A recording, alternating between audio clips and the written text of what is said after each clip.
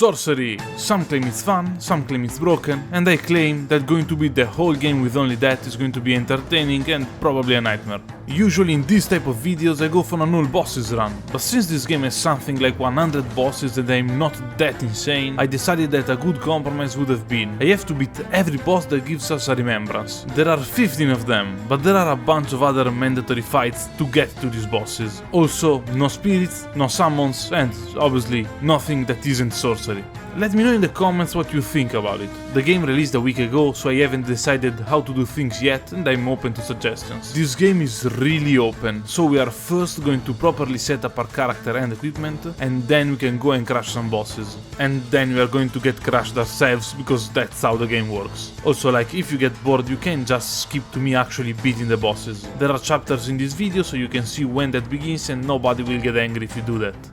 Maybe. In the meantime, we walk to a grace, meet Malenia, get our horse, and now we can properly explore. First of all, we go to the Dragonburnt ruins, where we can open an armless chest that will bring us to a cave in the other side of the continent. We could have just walked there, but with the chest it's cooler. Also in the cave there is a good amount of crafting materials, including a somber smithing stone 4. Outside there is a swamp filled with scarlet rot, and we want to be here because in some ruins nearby we can get a rock sling, a spell that we will need later, and the meteorite staff, that is pretty cool since it can't be upgraded, but it scales S in intelligence and has a good spell buff, making it really good in the early game. From there we can get a somber smithing stone 5, and then in the city of Sellia we need to do some horse parkour, because in order to proceed we need to light up 3 statues on top of these roofs. Doing this will allow us to enter the Dragon Barrow, and it's not the only way to go there, but it will also unlock a boss fight that we want to do in order to get one of the staves we will use in this run. Along the way there are some golden seed, and I stopped under the tower to get a somber stone 9. But we want to get to Fort Faroth, that is behind this huge dragon. We go back to the main road, towards Stormily Castle, but we aren't actually going into the castle. By going straight and reaching the broken bridge, we can see and follow a trail that lets us avoid the castle, and we make our way into Liurnia. Here we go down and ride around getting both maps, that if you didn't know are shown on the map by this symbol. Here we still want to take every item we find around, especially in graveyards, since they are all going to be golden runes. Then in the Laskia ruins we can get a warp that will bring us to the front of the academy, and we go to get the key needed to enter in a nearby island, behind a sleeping dragon that we can just ignore.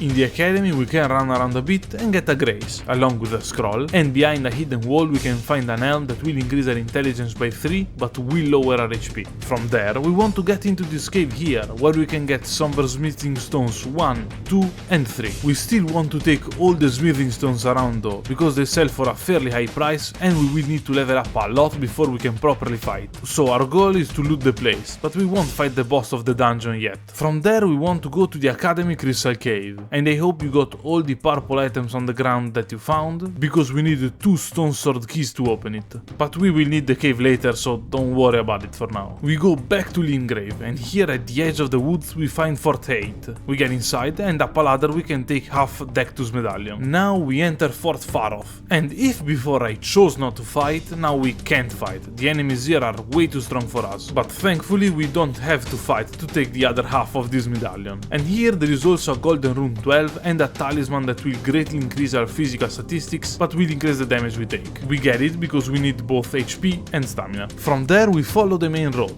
just outside the other academy gate, and we can get to the lift that will bring us to the Altus Plateau, the other plateau in this video. But the preparations aren't over yet.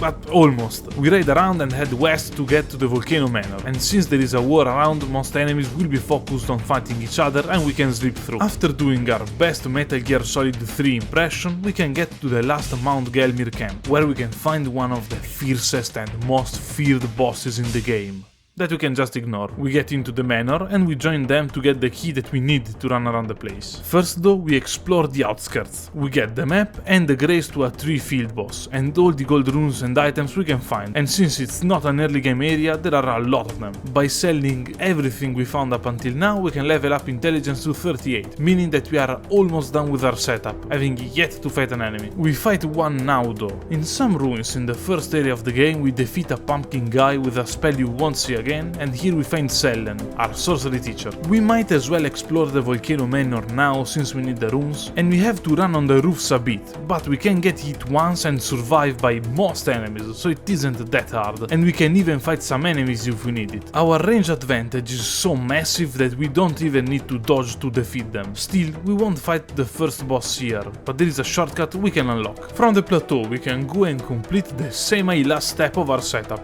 Well, it's actually the semi-last one, but saying that would maybe make you click off the video. It's kind of a hidden path, but we can stroll around the foot of the mountain where the manor stands. And here we have to be careful, because the geysers will probably one-hit kill us. And after a fight in front of a fort, a boss that we can ignore, some runes and a billion enemies, we can find the hermit and get the Comet Azure, that is basically a big laser. That requires 60 intelligence, and is why we need so many runes. Now we have a big moral problem. You see, in front of the fort there are many old ladies with burning sticks, and these sticks just happen to be staves that they can drop and that deal a decent amount of bleed damage. So we could farm them until they drop one, level faith to 12 because else for some reason the bleed effect doesn't work, and go to the giant dragon to kill him without any worry thanks to the bleed. With the golden foot this means that we get almost 100,000 runes basically for free, but the bleed effect is only on the staff attacks, not on the spells, and I don't think that beating a dragon to death with a pointy stick is considered casting sorceries, so I won't do it. If you're following along this video though, you do you, and this is called the Staff of the Guilty for a reason. Now we sell everything, and I mean everything we have. Our intelligence is at 47, and we can buy glintstone stars to get an absolutely free boss fight. We unlocked it at Celia previously, and it's a 2v1 fight, but they aren't really aggressive and they will both dodge every time you cast a spell, so it's a nightmare if you're using a slow one like glintstone pebbles, but the stars will make them dodge and then will connect anyway, since they chase them very well. This means that we can spam attacks while walking backwards, and they simply keep on dodging while taking damage, so we don't even have to dodge. We may have to run away from them to get some distance, but that's it. Behind them we can get a staff that will make our spells more powerful, but they will cost more focus, and it's going to be our main staff. It requires 52 in intelligence though, but with the +3 bonus thanks to the helm, and by selling all of the runes and items we can find, we can use it. Also, it's upgraded to +6. In the academy, behind a hidden wall that you can recognize since it's a bookshelf without books, we can get both the meteor spell, that is really good even though it costs a lot of focus, and an emblem that will increase our sorcery's damage. And now, with 52 in intelligence and a +6 staff, we can fight the guy who is supposed to be the first boss in the game. Get the body bag ready. I hate you, Margit, let me have my cool moment. Our damage is really good, but we still have to dodge a bit since Margit is meant to be a wall, but we took so long to get here that it's obviously going to be easy. We still want to use the glintstone pebble, because it's basically the best spell in the game in this situation where the boss is aggressive and can punish us if we take too long to cast, and he falls down. Get it? Because it's Margit that fell and he falls. Yeah. Instead of proceeding into the castle, we go back to the academy to tackle the first boss here, the Red Wolf of Radagon. This fight isn't as easy as it may seem, because the wolf tends to stay just a bit out of our pebble range, and even when it's in range it will probably end up dodging all of our attacks by jumping around. We can't use the glintstone stars though, because they are quite slow to cast and we will end up punished every time we try to use them. Still, if we use the pebble just after a dodge we can deal a ton of damage anyway, so it's not as easy as I may have thought, but it's definitely not hard. After the wolf we can run outside, and after jumping on some roofs we can kill a crystal crab to get the twin sorcerer head, that will lower both our HP and stamina, but we get a whopping +6 intelligence out of it. Then, with some more parkour, we can reach the upper floor of the small church, and behind a very scary NPC that gets destroyed by magic we can get a staff that will let us cast faster, even though our spells will cost more. And just like in Dark Souls 3, it works even if it's in the offhand and we aren't using it, in both that the spells will cost more, but they are also faster. With that we can enter the cave of Regal Loux area, and after running in the dark a bit we can fight a weird boss fight. These crystallian guys take basically no damage from spells, but that's because they have an armor that we have to break first, and then they'll take a normal amount of damage. To break their armor you usually have to use strike attacks, but Rock Sling will do just as well. It takes a bit and I want to focus the caster first, and then if we have enough focus points we can take them down easily. Behind them we can take an elevator, and then some stairs, and then some ladders, and we get Terra Magicus, a spell that will create an area where our magic damage will increase as long as we stand in it. Now we can get the Flask of Wondrous Physic. Seasick. A flask that replenishes every time we rest at a site of grace and will give us 2 effects based on the 2 tiers we put in it. To get the first tier we need, we head to the minor Earthtree in East Liurnia, where we have to defeat the Earthtree avatar to get it. But since we can cast while on horseback and its attacks don't have much range, we can kill it freely. Just remember to dodge the lasers that come out after it does a Grand Slam attack with a Holy Explosion. Here we get the Magic Shrouding Cracked tier that boosts our magic attacks, and then we head to the Road of Iniquity that we unlocked previously since it's on the side of the Volcano Manor. Here there is another minor Earthtree, but since the tree is clearly not in a good state, the avatar is rotten. But hey, sometimes things going bad is actually a good thing, like in this case where the boss will drop us a tier that will let us ignore our focus cost for a short amount of time. Or like in blue cheese, or arguably every cheese, or kimchi. I probably shouldn't write these scripts just before lunch. This fight is similar to the previous one, even though a bit harder. Its attacks have more reach and are faster, so we still want to cast Glintstone Pebbles while at max range on horseback, but since we will probably get killed in one hit, we can wait for it to do a big and slow attack and hit only after it flops to the ground recovering. And our damage is still good, so it won't take that much. We can now go into Stormveil Castle, and we get locked in a room with a knight, but he has to understand that we aren't locked in here with him, he's locked in here with us. Okay, I'm the one locked in. Some more jumping on roofs and killing enemies that can't attack us back, and we make it to the end. Now we have a flask that will let us deal more damage and will make our spells cost nothing for 15 seconds. Thanks to the helmet and the runes we have 6 intelligence, meaning we can use the Comet Azure, and we have Terra Magicus to deal even more damage. Meaning we are ready for Godrick the Grafted, but for sure he isn't ready for us. He didn't even enter phase 2, meaning that the dragon is allowed to keep his head. Now, this setup won't work with every boss, because if they're aggressive, the arena is small, or they simply can't dodge, we will miss most of the attacks since we can't turn around while casting the comet, so it's not like we solved the game. Now, proceeding into the academy to face Renalla isn't the best idea, since she is resistant to magic damage, so instead I went on a field trip to meet Radahn. There are no enemies here yet, and I heard that happens if they tell you about the festival and the quest is active. Maybe it's because I didn't meet Alexander or Blade yet. In short, I don't know, but I'm happy it's like that. Here we simply walk on the so-called impassable bridge, take a warp, talk to the announcer and fight Radahn and his small but valiant horse. In this fight you are supposed to use summons, there are plenty of them and they will come back mid-fight, but I think that dealing damage with a summon isn't dealing damage with sorceries, so I won't use them. If you're playing along and you won't use them, do it, it's a video game, just have fun, who cares. He will start out firing big arrows at us, and we want to stay on foot to dodge the purple ones that go straight, but as soon as he starts to fire in the air we want to jump on the horse, because else the volley is really hard to dodge. His shotgun-like attack can one-shot kill us sometimes since we are very frail, but that's just how it goes, we have to be a bit lucky. As soon as we get close to him he will pull out his sword,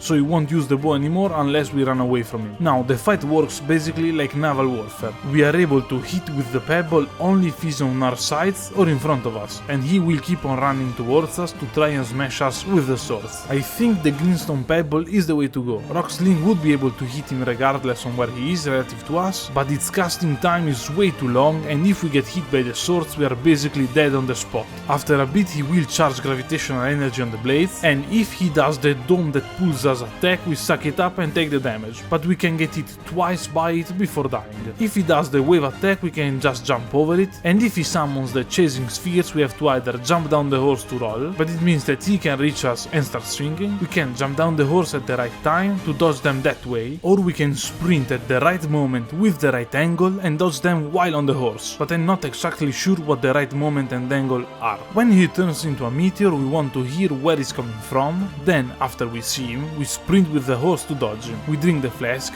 and we can freely spam spells, and I decided to go with the comet, but I think that I have to accept the fact that this comet is no soul spear, and the reason why it was left in a room behind an illusory wall is that it sucks. When he throws his rocks at us, we have to jump down and dodge, else we will die because they track us too well, and then he has a couple more fancy attacks he can do, but with proper spacing and some well-timed jumps we can dodge everything he does, no matter how cool it looks, and he finally falls. His death will unlock the stars, so it's time to go and meet Ranni to start her quest. But first I went to the Plateau and touched the 3 phantoms to unlock the Mirage Rise and get unseen form, that will make us almost invisible. It's not mandatory, but it helps, since enemies will notice us later and will have less aggro. We head to the manor, dodging magic attacks, avoiding horrible hands and trying to remember what's the correct way to get to the end. And then we can fight Royal Knight Loretta. Well, a phantom rendition of Royal Knight Loretta at least. This fight isn't very hard, mainly because if we attack with magic, she will retaliate with spells of her own. So if we get a good rhythm and we aren't too greedy, we can safely hit her in between her attacks. We can dodge the homing magic attacks by simply walking to the side most of the time, and thanks to our current statistics we won't get one shot killed by anything she can throw at us. Even her bow attack will leave us with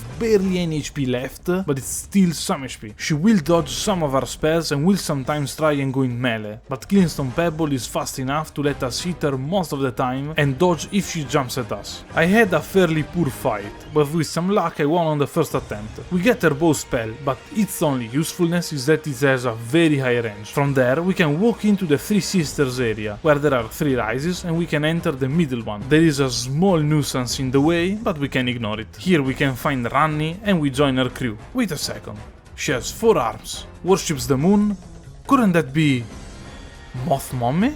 Since we defeated Radahn, there are now some rocks floating here in Limgrave, and from there we can run in some ruins, then in some roofs, and like that we are able to reach Nokron proper. I mean, I think it's Nokron. It feels like there are 8 different places called Nokron in this game and I am a bit confused. Here we have to fight the Silver Tier, but this boss fight will simply copy your character when you enter the mist, meaning that if we unequip our weapons and then equip them back later, we'll have to fight against ourselves, but they'll be unarmed. We deal an insane amount of damage, but the fight is really annoying since they roll every time we cast a spell. But if we wait for them to try and punch us, we can hit freely, since the first hit won't even stagger us. It's a joke fight, and we can proceed into a field full of minotaurs. With hidden body we can traverse it almost risk-free, and after lighting 6 different fires, the skeletal body near the entrance will light up, and we can interact with it to enter the boss fight. This fight is a bit strange. Its attacks are all slow and quite easy to tell, and we can even survive a direct horn hit. I tried both Pebble and Rock Sling, but I think that Pebble works best since it's more efficient. The problem is that sometimes it will stand still and heal for more than a third of its HP, and I am not sure how am I supposed to react to it. So the first time it caught me off guard, the second time I decided that attacking was the best course of action. At the end I ran out of heals and most importantly of focus, but thanks to the flask I managed to take it down with my 15 seconds of free spells, while he tried to heal for a 3rd time, and with that we got our 3rd remembrance. But don't worry, we aren't at a 5th of the video, it's going to go faster from now on. From the field we were in before we can parkour some more, and after ignoring every enemy we can find in our way we reach a chest where we find the treasure Ranni wanted, and I think I'm the first person to die while teleporting. Now we have an item to enter the Carian Tower, and after ignoring the most obnoxious enemy in the game, we can get to the top of the tower and get an emblem that will give us 5 intelligence and another key item that we will need later. The other tower near Ranni is unlocked, and with it we can warp to an area below the continent, where we can talk to Ranni's doll a bit,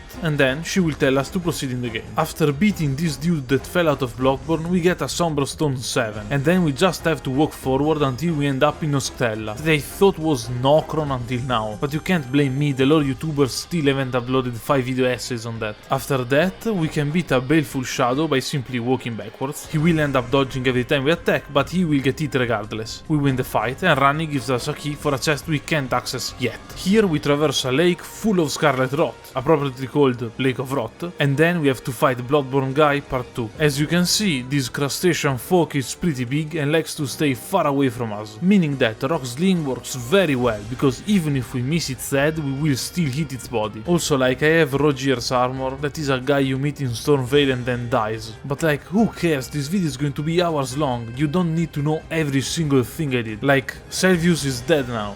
Who is Selvius? Yeah, that's the whole point, who cares? Well, if you complete this quest you actually get a pretty useful magic talisman, but I hate the guy so I didn't do it. It also took me like 20 hours to realize that Roger's armor increases Glintstone skill damage, not Glintstone spell damage. Oh yeah, the boss is dead and we get the Remembrance. We can't proceed now until we get an item with the key Ranni gave us, and that item happens to be into Renalla's boss fight room, so we will go and fight her. In this first phase we want to walk on the outside of the room. Some scholars will have a yellowish sphere around them. After we hit all 3 of them, no need to kill them, Renalla will fall down and we can hit her. She is really resistant to magic, but that means we can use Rocksling to damage her. After a couple of seconds she will go back into her bubble and we have to hit the scholars again. In phase 2 we have to fight her in a strange room. That's actually this same room, but Ranni cast a spell to protect her mother. Yeah, the same Ranni that sent us here in the first place. I am confused as you are. We'll have to wait for the lore YouTubers. The fight is actually pretty easy. We want to stay at a distance where Rocksling will hit, but we can easily dodge her spells. Too close and we get hit. Too far and we will miss. I mean, there isn't much more to this fight. We just have to be a little careful and hope she won't summon the giant, because it will kill us in one hit. Also, if we die here after we defeat her, we will permanently lose our runes. A neat thing that I discovered in my first run in this game. Now we can open the chest with Ranni's key, and with the ring we can go through the barrier in the previous boss fight. And that is the only way to end up here, even though a big ladder would do the trick. Subscribe for more big ladder facts. We have to fight the hardest boss so far, and to prepare first we want to level up Vigor so we don't get one shot killed, and Mind to cast 4 rock sling with 1 flask. And to do that we go to meet this big dog, and after we clean it from the rocks we can get in and duplicate a Remembrance, so then we can use them since they give us a good amount of runes. There is a Somber Stone 8 here, and we had a 9 from before, and we can't get the final stone yet, so we go and fight the boss. That is this very optional dragon that is very resistant to magic. When we get close it starts to roar, and with 4 casts we can stagger it. After that we drink our special potion and we keep on hitting with Rocksling. If we get hit by its body, wings or feet we die in one hit, but we can survive a partial dodge of its Summoning Crystal attack and, most importantly, the frost part of its blade attack. Also the magic breath will one hit kill us. We need to either have a lot of patience or some luck, like with the dragon going too far away and teleporting back to its initial location, dropping the aggro. And we can get 120k runes and a Dula's Moonblade, a very strong spell that summons a sword that also has a frost slash attached to it. Wait, and 3 dragon hearts? How does that work? I mean, we beat someone up and learned how to cast a new spell. That is probably weirder than having multiple organs. Also, we have our marriage here. We get back on track and go inside the capital, where we have to fight a guy on a horse to enter. The Moonblade with the flask basically destroys them by dealing half of their total HP in one sequence, and remember that if someone is frostbitten, not only they will take damage equal to a portion of their HP, but they will also take 20% more damage for a bit. Inside the capital we can just jump off a balcony and run on some roofs until we enter the sewers. From there we can get a grace and reach the petrified dragon. We hop on the dragon's wing, and from there we just need to enter a building and walk on a route to reach the next boss fight. We can do a partial setup against him, meaning that we can cast Terra Magicus from outside the fog, drink, and then remove half of his HP before we get interrupted. After that we just need to dodge a couple of times and walk away from him while we cast Glintstone Pebbles. From there we walk a bit and we can fight Margit again, I think.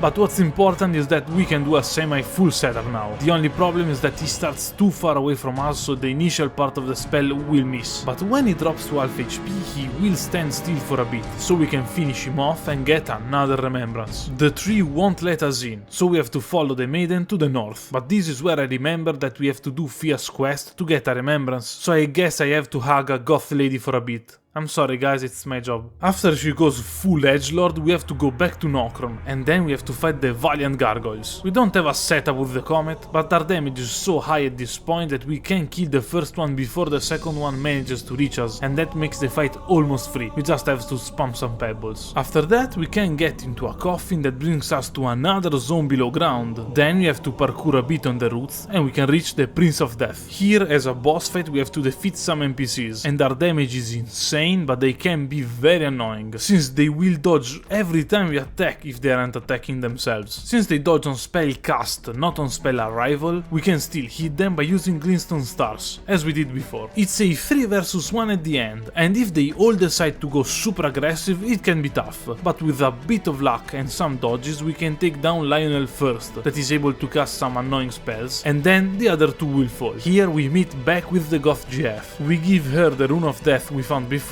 and she goes to sleep. We can fight a boss in her sleep, that is a pretty cool looking dragon that can be absolutely deleted by the laser attack. Still counts. We go to Liurnia, to the village of the Albinorics, where we can meet a guide that gives us half a medallion, and then we proceed past the tree into the snowy lands, where we can find Castle Sol. This place and this boss fight is an absolutely obnoxious 3v1 usually, but thankfully Big Laser is still the king of the game. Here I remembered to go to the academy to take the emblem that lets us cast faster, but don't worry, it doesn't scale with the stuff. Having just one of them or both of them makes no difference. Behind the boss in the castle we can get the other half of the medallion, and with that we can reach the western part of the frozen lands. Here there is a very important rise that contains an emblem that greatly increases our sorcery damage and stacks with the other one. The only problem is that in order to get it we have to make two imps fight each other, and to do that we have two ways. We either summon imps or we use an item to make one of them fight for us. And neither of them are sorceries, so yeah, it will stay there. Also, if you're playing along and you aren't insane, please take it. We have to light up some statues on a city in order to proceed, and we can get shot down easily, but the progress won't reset if we die, so we eventually manage to do it. From there we can reach Miquella's Halictree, the hardest zone with the hardest boss fight in the game, and this is why we'll go there later. If we tell Sellen about the Azure sorcery, we can proceed with her quest. So we free a mage in the Celia hideaway that will give us Stars of Ruin, basically glintstone stars on steroids. The quest proceeds with various useless steps. The only useful thing is that at some point both the mages will be brought to the academy and we can get their equipment and, most importantly, their hats, that work in a counterintuitive way. If we wear them, they will power up, respectively, Comet Azure or Stars of Ruin, but they will increase the focus cost of all of our spells, not just the one they improve. It took me a while to realize that. We buy Magic Glint Blade from the Pope, a spell that will be fired a bit after we cast it, meaning that against NPCs they will dodge the moment we cast and they will get hit shortly after. We actually can see how it works in action, because here in the Snowlands we have to defeat an invader. After that we can take a warp,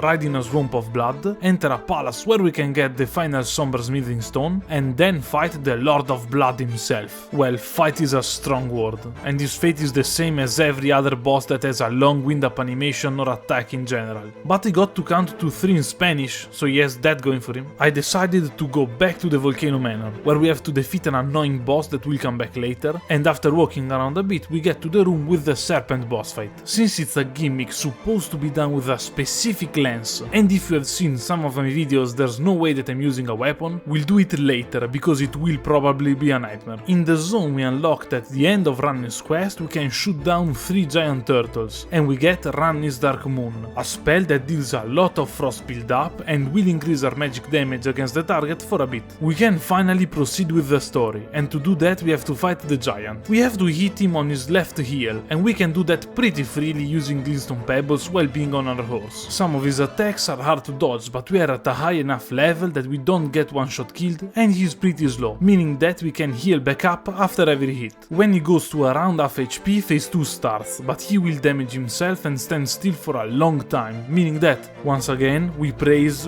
Big Laser. Melina tells us who her favorite Fantastic Four member is, and we end up in Crumbling Farum Azula. Here we just have to run ahead, ignoring every enemy on screen, and there is a mandatory boss fight on the way, the Godskin Trio. Tollerstor, Ornstein and Smoke can be annoying, mainly because they will attack relentlessly with moves that have more range than we expect, but the arena has some pillars on it and we can use them to get some space. We don't deal much damage to them if we look at the total health bar, but they aren't actually that hard to take down. When one of them dies, the other one will summon their counterpart after a while, but thanks to the long animation we should be able to damage them enough so that we can fight one at a time after the first one falls. Oh right, it's Godskin Duo because there are 2 sets of 2 Godskin guys, makes sense.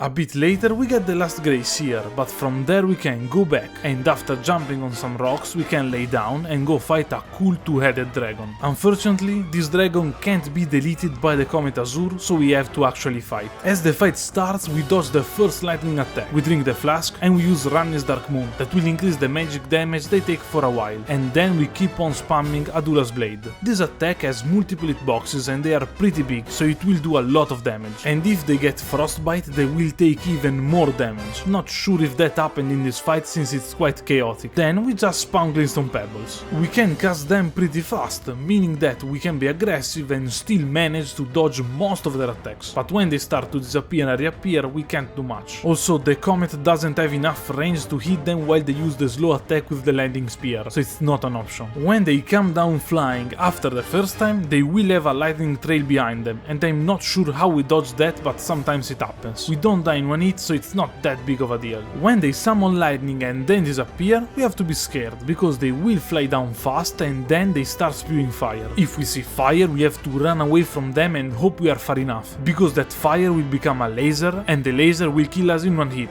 and we also have to not be right in front of them. After that, we can get back to a regularly scheduled pebble spam, and it's still not easy, but we manage to take him down and take the Remembrance. After a nuisance, we can enter into a tough story fight. The first phase is laserable 9 times out of 10. It can decide to be super aggressive from the start and interrupt us, but it mostly won't happen. And then there is the actual boss fight. Maliketh is tough, moves really fast and basically flies, deals a ton of damage, will lower our max HP, and it's pretty hard. Not to mention that it often has explosions after landing, making us dodge more than we would like. To deal damage, I chose the glint blades, since they can be spammed as easily as the pebbles, but they deal a bit more damage. And they will miss most of the time, but the pebbles will too, so who cares. We should fight very defensively, never taking risks and dodging every time we see a move, but I'm not really good at that, so I kept spamming and getting hit by the huge sword. Turns out that's still viable, so we get the Remembrance and we end up in Leyndell again. The fight against Gideon is non-existent, we can just spam glint blades from a distance until he falls, and after that Godfrey is waiting for us. Well, Hoarah Loux is waiting for us, since Godfrey falls to Big Laser that is so strong that will damage him even in between phases. He is a strong opponent, because he is very aggressive and his moves are weird to dodge since they are often slower than we imagine, have a good range, and we have to remember that some of them have to be jumped while some of them have to be rolled. We keep on using glint blades since they worked very well in the previous boss fights, and even if it's like a truck, we managed to get his Remembrance. Only 3 to go. The problem is that they are the 3 hardest bosses. We start off in the Electri, when we have to jump on some roots avoiding enemies until we meet Loretta, this time in flesh, blood and horse. We begin with the Dark Moon and the Frost Blade to increase our damage, and then, since she will pass most of the time casting, we want to do the same. We don't want to be too far away from her, since we don't have the best range in the world, and our level and vigor are so high at this point that we can easily trade damage with her and end up victorious. As always, with all these chasing projectiles, we want to dodge to the side, and we should get worried only by her bow, because that can kill us really easily. All in all, not that hard. We proceed down into the city and into the rot, and we have to know where we need to go, or else we will be destroyed by all the enemies here. Malenia is our next opponent, and she is the hardest boss in the game, by far, I think. We don't have a laser set up for phase 1. She has a ton of HP and heals every time she hits something, so we need to bring basically only focus flasks, or else we won't be able to win. The fight is simply too long. We have the emblems that enhance charge spells and let us cast faster, because with the blue hat we can cast 2 improved Stars of Ruin, but we wouldn't be able to do it while having the fast stuff. She will keep on dodging relentlessly during the whole fight, meaning that we can deal damage reliably only with a spell that chases her around, like Stars of Ruin. We want to stay far away, and I know it looks boring or very easy, but I can assure you that one false step and we are dead on the spot. Also, yeah, in this try she basically never attacked, but that's because when she's super aggressive I die. If we keep at a distance, she will keep spamming her strongest attack, where she will stop in the air for a while and then charge at us with 3 different waves of swipes. We want to start to run away as soon as she jumps in the air, and if there's a wall behind us, then too bad, we are dead. We run from her first 2 waves, then we stop and roll towards her during the 3rd one, so that she will end up behind us and miss.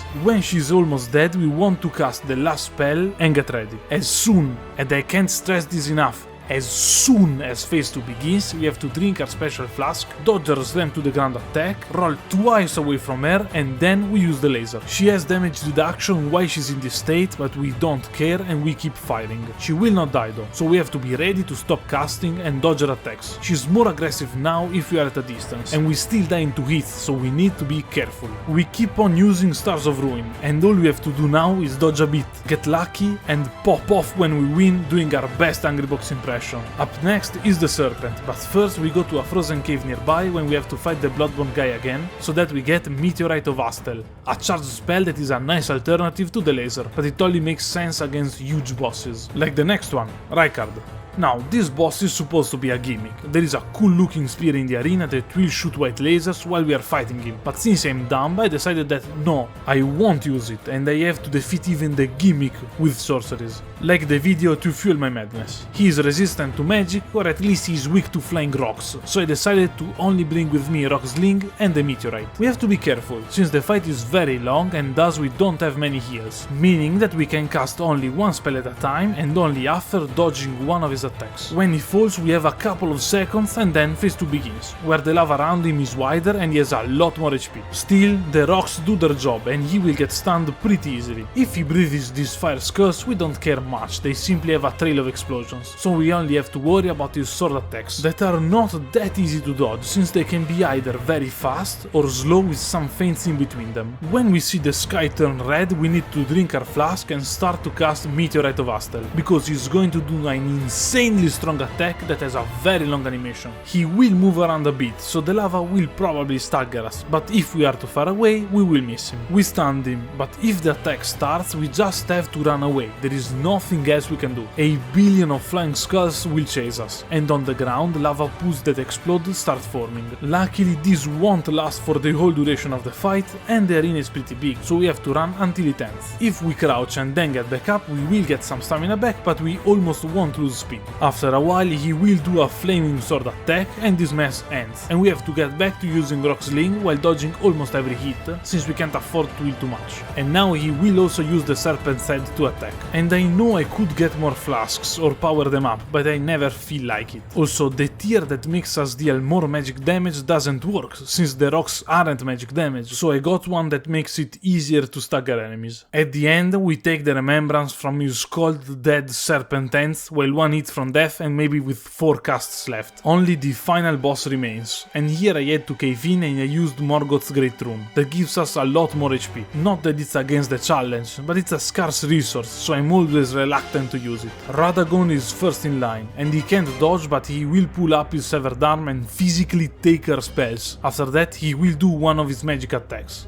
This means that I have to use Glint Blades, because he will start to block them the same way he would dodge them, just for a longer time, meaning that if we cast Glint Blades we should be able to hit him with them, unless they miss while he's dashing or jumping. The fight is really long, meaning that we want to charge the spells to get as much damage as we can from them. His attacks are hard to dodge, because most of the time he will walk around aimlessly, and then he will jump at us or cast with no tell. You can't dodge based on his armor range or timings, because almost all of his melee attacks will have an explosion on the ground below him, or he will do little dashes and jumps during the swing. To avoid said explosions we have to jump a bit after the armor hits the ground. If you jump as it's hitting the ground you'll take damage and be very sad. We have to jump the lightning bolts, because they have an holy explosion a bit after the land, so if we roll we would need to roll twice, but he has an attack that throws 2 bolts in a row, meaning that if we roll twice the first one, the second one is going to hit us, so jump the bolts. Usually when he gets to a quarter HP he will get insanely aggressive, and being at a distance isn't that good for us since he can dash instantly. We just have to find the openings in his attacks and use Glint Blades. If we can only cast them not charge, it's not a problem. We don't have much focus to spare, but we have some. If you see that his left arm is up, then you can cast multiple Glint Blades in a row, because that means he's trying to stop one of our spells and he won't attack. And now, finally, I have found it.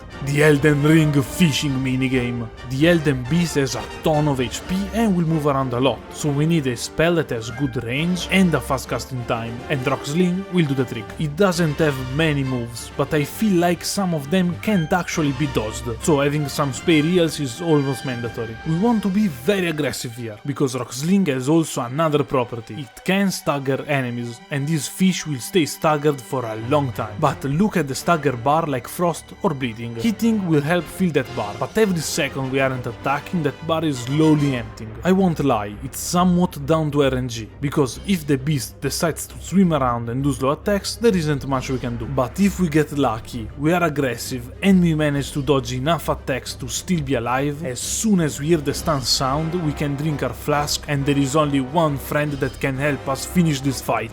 Big fish, meat, big laser. And with that I'll say that you can beat Elden Ring with only sorceries. And if you enjoyed the video, leave a like or even subscribe. I'll see you next time. Well, you'll see me. See the video at least. Why do I always mess up the outro? Haha, Francis, did you notice? You played the whole game with no skill written on screen. Because sorcery requires no skill, haha.